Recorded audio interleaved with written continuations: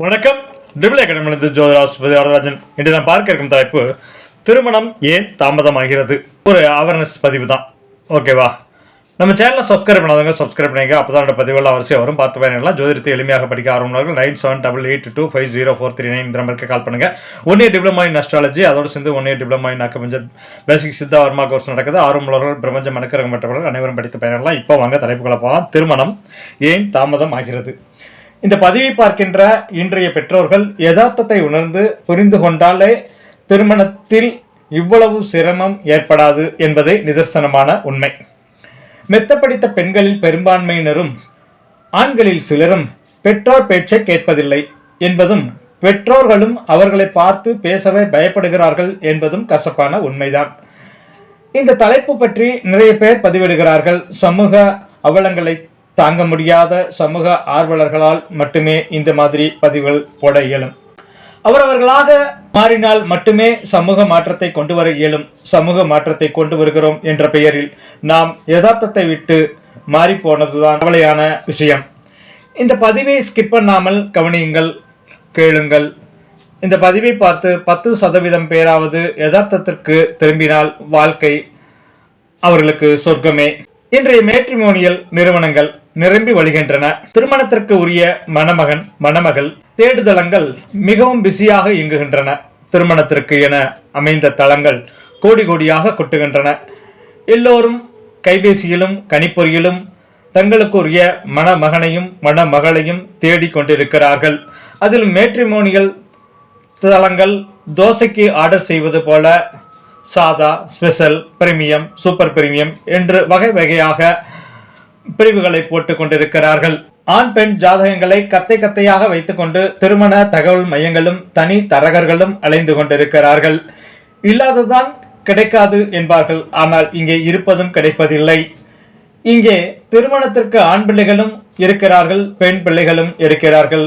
30 வயது கடந்த பெண்கள் திருமணத்திற்கு காத்திருக்கிறார்கள். 40 வயது கடந்த ஆண்களும் வழிமேல் விழி வைத்து காத்திருக்கிறார்கள். இதில் வசதியானவர்கள் வசதி இல்லாதவர்கள் என்றெல்லாம் பேதமில்லை, பாகுபாடு இல்லை. ஆனால் அவ்வளவு சீக்கிரம் திருமணம் ஆவதில்லை. திருப்தியாக இருப்பது கிடைப்பதில்லை. ஒரு காலத்தில் தங்கள் சமூகத்திற்கு உள்ளேயே, அதுவும் உட்பிரிவு தாண்டி கூட பிள்ளைகளை தேடாதவர்கள் இன்று வேறு வேறு சமூகத்தில் கூட தேடுகிறார்கள். இதெல்லாம் சமூக மாற்றங்கள் என்று கூட எடுத்துக்கொள்ளலாம். இருப்பினும் 90களில் பிறந்த ஆண் பெண் பிள்ளைகளுக்கு ஏன் திருமணம் தாமதம் ஆகிறது என்பதை நாம் சிந்தித்தே ஆக வேண்டும். 80களுக்கு முன்னால் குறைந்தது ஒரு வீட்டில் 4 அல்லது 5 பிள்ளைகள் இருந்தார்கள். ஆனால் தற்போது வீட்டிற்கு 1 என்ற நிலைமைக்கு வந்தாகிவிட்டது. இதற்கெல்லாம் காரணம்தான் என்ன? நாம் எங்கே தவறு செய்கிறோம் என எல்லா பெற்றோர்களும் புரிந்து கொள்ளத்தான் வேண்டும். முதலில் ஜாதக தோஷங்கள் காரணங்கள் சொன்னார்கள். ராகு தோஷம், செவ்வாய் தோஷம், தார தோஷம், களத்திர தோஷம், மாங்கல்ய தோஷம் என்று வகை வகையாக பிரித்தார்கள். பொதுவாக புத்தகங்களில் வருகின்ற கேள்வி பதில் பகுதிகளிலும் சரி, யூடியூப் சேனலில் வருகின்ற கேள்வி பதில் பகுதிகளிலும் சரி, பெரும்பாலும் 10க்கு 8 கேள்விகள் பார்த்தீர்கள் என்றால் திருமண தாமதத்திற்கு குறித்து இருக்கும் அல்லது விவாகரத்தை குறித்து இருக்கும். குடும்பஸ்தானத்தில் ராகு இருக்கிறது, கேது இருக்கிறது, 7ல் சனி இருக்கிறது, 7ஆம் அதிபதி 8ல் மறைந்திருக்கிறது, களத்திரகாரன் பலவீனமாக இருக்கிறான் என்று அந்த சக்கரத்தில் தாமதத்திற்கான காரணத்தை கண்டுபிடித்து கச்சிதமாக சொல்வார்கள். ஜாதகத்தில் 12 கட்டங்கள் உள்ளன. ஆயிரக்கணக்கான வருடங்களாக அப்படியேதான் இருக்கின்றன. ராகு கேது சனி சுற்றி சுற்றி அந்த 12 கட்டங்களுக்குள் தான் இருக்கிறது.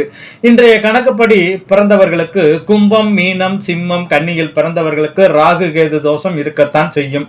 கடகத்தில் பிறப்பவர்களுக்கு 8ல் சனி கட்டாயம் இருக்கத்தான் செய்யும்.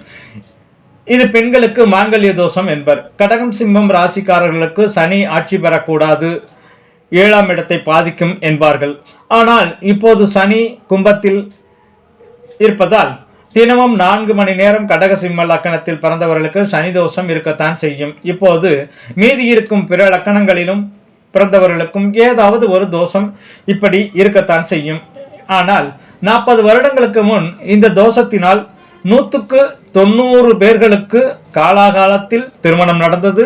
காலாகாலத்தில் குழந்தைகள் பிறந்தன. அதிலும் 4-5 குழந்தைகள் பிறந்தன. ராகு கேது சனி தோஷங்கள் வீரியம் பெற்று விட்டனவா? இப்போது 90களில் பிறந்தவர்களுக்கு மட்டும் என்ன தோஷம் பெரிதாக வந்துவிட்டது? வைரஸ் உருமாற்றம் பெறுகிறது என்பார்களே, அதுபோல ராகு கேது சனி தோஷங்கள் வீரியம் பெற்று விட்டனவா? ஜாதக கட்டங்களில் இருந்த ராகு கேது சனி ஒவ்வொருவர் மூளைக்குள் ஏறிவிட்டதா? பழியை தூக்கி கிரகங்களின் தலையில் போட்டுவிட்டு வாழ்க்கையை தொலைத்துவிட்டு ஏமாந்து நிற்கிறார்கள். இன்றைக்கும் பெண் வேண்டாம், பிள்ளை வேண்டாம் என்று நாசுக்காக மாறுவதற்கு, சொல்வதற்கு, மறுப்பதற்கு ஜாதகம் சரியில்லைங்க என்ற வார்த்தை உதவுகிறது. இன்று பெரும்பாலான ராகு கேது பரிகார தலங்களிலும் மற்ற பிற திருமண தடை நீங்கும் தலங்களிலும் பரிகாரம் செய்வதற்கு மக்கள் அலை மோதுகிறார்கள். 40 வருடங்களுக்கு முன் இப்படி இல்லை. அப்போது ஏன் இத்தனை பரிகாரங்கள் சொல்லவில்லை? ஜாதகத்தில் இல்லையா அல்லது சொல்லவில்லையா? இவையெல்லாம் எதை காட்டுகிறது என்றால், திருமணம் பற்றிய மிக மிக தவறான புரிதல்களில் மனிதர்கள் சிக்கி தவிக்கிறார்கள் என்பதையே காட்டுகிறது. அடுத்தவர் வாழ்க்கையை பார்த்து தவித்துக் கொண்டிருக்கிறார்கள். திருமணம் என்பது எதற்காக? அதில் ஆண்களும் பெண்களும் என்ன பொறுப்போடு நடந்து கொள்ள வேண்டும்? அவர்களின் கடமைகள் என்ன? இல்லறம் என்பது என்ன? அதனுடைய நோக்கங்கள் என்ன? போன்றவற்றை பற்றி நம்முடைய பல்வேறு பழைய நூல்களில் இருக்கின்றன. அந்த நூல்களின் சாராம்சங்களை இன்றைக்கு யாரும் காதில் போட்டுக் கொள்வதே இல்லை. தவறான பாதையில் செல்லும் கால்கள் ஊர் போய் சேராது என்பார்கள். இங்கே தவறான பாதை என்பதை சுட்டிக்காட்டினாலும் அதை கேட்காமல் அடுத்தவர் வாழ்க்கையை பார்த்து தங்களுக்குரிய அமைப்பை புரிந்து கொள்ளாமல் தவித்துக் கொண்டிருக்கிறார்கள். இதில் பெரிய அவலம் என்னவென்றால், நன்கு புரிந்து கொண்டவர்களும் தங்களுக்கும் பெண் அல்லது பிள்ளை கிடைக்காமல் தடுமாறுகிறார்கள். இதற்கு என்ன காரணம் என்று சொன்னால், ஊரோடு ஒத்துவாள் என்பார்கள். அதாவது ஊரோடு ஒட்ட ஒழுகல் என்பதாகும். ஊர் முழுக்க ஏதோ ஒன்றை நோக்கி ஓடும்போது கொஞ்சம் நிதானித்து நிற்பவனை ஓடுகிறவன் தள்ளிவிட்டு செல்வான். அதே போலத்தான் இப்பொழுது நடந்து கொண்டிருக்கிறது. தாறுமாறாக சாலையில் வாகனம் ஓட்டுபவர்களுக்கு இடையே நன்றாக விதிப்படி வாகனம் ஓட்டுபவர்கள் விபத்துக்குள்ளாகி விழுவது போல, தகுதியுள்ள பலர் மாப்பிள்ளை பெண்ணை தேடி கூட்டத்தோடு கூட்டமாக அலைகிறார்கள்.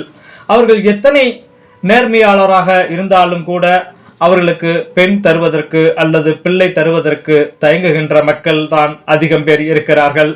பிள்ளை பேரு தள்ளி போகிறது. தகுதி என்பது இருக்கும் தகுதி அல்ல. சமூகம் கற்பனையாக அடுத்தவரை பார்த்து நிர்ணயித்துக் கொள்ளும் தகுதிதான் இது. இன்று திருமணமான தம்பதிகளுக்கு பிள்ளை பேரு தள்ளி போகிறது. கருத்தரிப்பு மையங்கள் சிறு நகரங்களில் கூட இப்பொழுது வந்துவிட்டன. லட்சம் லட்சமாக செலவு செய்து ஒரே ஒரு பிள்ளைக்காக முயற்சிக்கிறார்கள். இதற்கெல்லாம் காரணங்கள் தான் என்ன?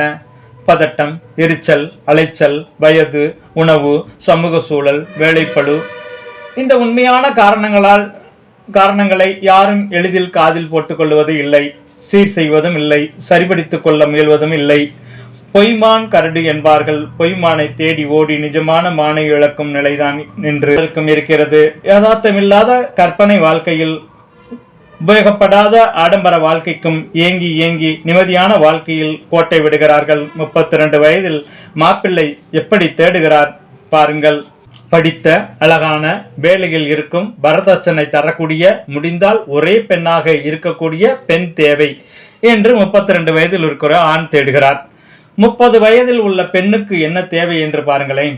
நன்கு படித்த, அழகான, தான் விரும்புகின்ற தோற்றமுள்ள, நல்ல வேலையில் அதிகம் சம்பாதிக்கக்கூடிய, அப்பா அம்மா தொந்தரவு இல்லாத, கூட்டு குடும்பம் இல்லாத, தன் தாய் தந்தையை மட்டும் வைத்து பராமரிக்கக்கூடியவராக, உறவினர்கள் அதிகம் இல்லாததாக இருந்தாலும் வந்து தொல்லை செய்யாத, தூரத்து ஊர்களில் வேலை செய்யும் ஆண்களாக தேவை என்கிறார்கள் பெண்கள். இரண்டுமே உலகத்தில் அநேகமாக இல்லாத விஷயங்கள். அப்படி இருவருக்கு கிடைத்தாலும் அவர்கள் பூர்வ ஜென்மத்தில் கோடி கோடியாக புண்ணியம் செய்தவர்கள்.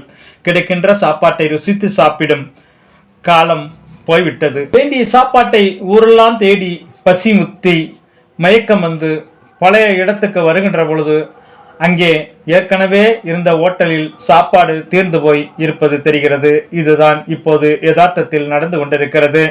பல நிபந்தனைகளோடு 26, 27 வயதில் துணை தேட போய் நிபந்தனைகள் கொஞ்சம் கொஞ்சமாக குறைத்து 34 அல்லது 35 வயதில் சரி ஏதாவது ஒன்று இருந்தாலும் பரவாயில்லை என்று நினைக்கின்ற பொழுது எதுவும் கிடைக்காமல் போய்விடுகிறது. யதார்த்தத்தை புரிந்து கொள்ளாததே காரணம். இன்று 1000 ஆண்களும் 1000 பெண்களும் திருமணத்திற்கு தயாராக இருக்கிறார்கள் என்று வைத்துக் கொள்வோம். பெண்களை விட ஆண்கள் அதிகம் இருக்கிறார்கள் என்று விகிதாச்சாரம் எல்லாம் சொல்கிறார்கள். அப்படி இருந்தாலும் அது மிக குறைவுதான். பெண்களுக்கு ஆண்களை ஓரளவு சமமாக இறைவன் படைத்து இருக்கிறான். அரசு பணியில் எத்தனை பேர் சேர முடியும் என்று உங்களுக்கு தெரியும். கால் காசு உத்தியோகமாக இருந்தாலும் கவர்மெண்ட் உத்தியோகம் என்று சொல்கின்றனர். அதனால் அதற்கு கிராக்கி அதிகம். 1000 பேர்களில் 100 பேர் அரசு பணியில் இருக்கிறார்கள் என்று வைத்துக் கொள்ளலாம். மீதம் 900 பேர் இருக்கிறார்கள். இந்த 900 பேரில் ஐடி சாப்ட்வேர் துறையில் 150 பேர் இருக்கலாம். இது அரசாங்க வேலையை போல் நிரந்தரமில்லாத வேலை. இருந்தாலும் இதில் மோகம் அதிகம். அரசாங்க வேலையில் ஒரு அதிகாரிக்கு ஒரே மாதிரியாக சம்பளம் இருக்கும். ஆனால் ஐடி துறையில் கம்பெனி சம்பளம் மாறும். பெரும்பாலும் என்ன நினைக்கிறார்கள் என்றால், அமெரிக்க டாலர் மாதம் 4 லட்சம் ரூபாய் சம்பளம் எல்லோருக்கும் கிடைக்கும் என்று நினைக்கிறார்கள். அந்த கற்பனையில் காத்து இருக்கிறார்கள். பெரும்பாலும் 30,000 சம்பளம் வாங்கி 10,000 ரூபாய் வாடகை கொடுத்துவிட்டு 20,000 வீட்டு செலவுக்கு வைத்துக்கொண்டு வாழ்க்கை வாழக்கூடியவர்கள் 250 பேர் கணக்கில் வைத்துக் கொள்ளலாம். மீதம் 600 முதல் 750 பேர் சுயதொழில் மற்றும் கூலி வேலை செய்பவர்களாகவே இருக்கிறார்கள். 250 ஆண்களுக்கு 250 பெண்கள் தவிர மீதி இருக்கக்கூடிய சுயதொழில் மற்றும் வேலை செய்யக்கூடிய சம்பாதிக்கக்கூடியவர்களை மனிதர்களாக சீண்டி பார்ப்பது கூட இல்லை. அந்த ஜாதகம் வந்தாலே பெண் வீட்டார் தூக்கி தூர போட்டு விடுகிறார்கள். அரசாங்கம் அல்லது ஐடி துறையில் அமெரிக்க டாலர் கனவுகளோடு பெண்ணுக்கு வயது ஏற ஏற காத்து கொண்டிருக்கிறார்கள்.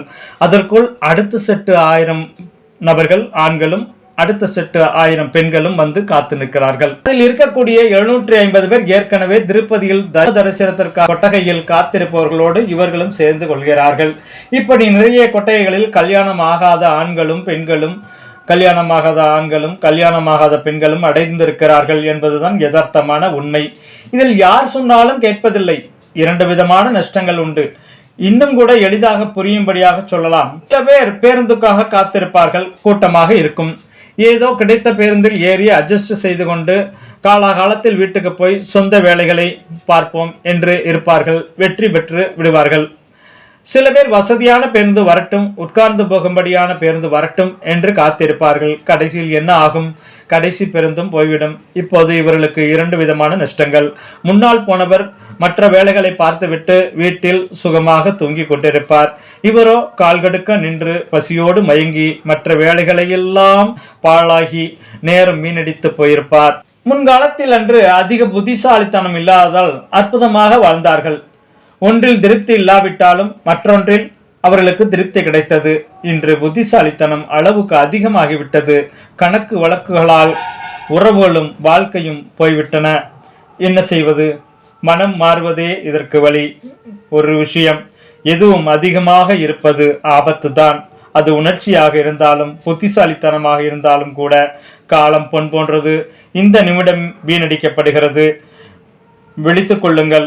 நாளை என்று எதையும் தள்ளி போடாதீர்கள். யதார்த்தத்தை புரிந்து கொண்டு சூழ்நிலைகளுக்கு ஏற்றவாறு தங்கள் பிள்ளைகளுக்கு வரன் பாருங்கள். காலகாலத்தில் பயிரிடுங்கள். காலத்தே பயிர் செய்யுங்கள். உங்களுடைய குழந்தைகளுக்கு கட்டுப்பாடுகளை தளர்த்திவிட்டு கடவுள் அனுக்கிரகத்தால் நல்ல வாழ்க்கை கிடைக்க மட்டும் வேண்டிக் கொண்டு அனைவரையும் சேர்த்திடுங்கள், இணைத்திடுங்கள். அமோகமாக வாழ்வார்கள், ஆனந்தமாக இருப்பார்கள். வாழ்க வளமுடன், வாழிய பல்லாண்டு. நன்றி.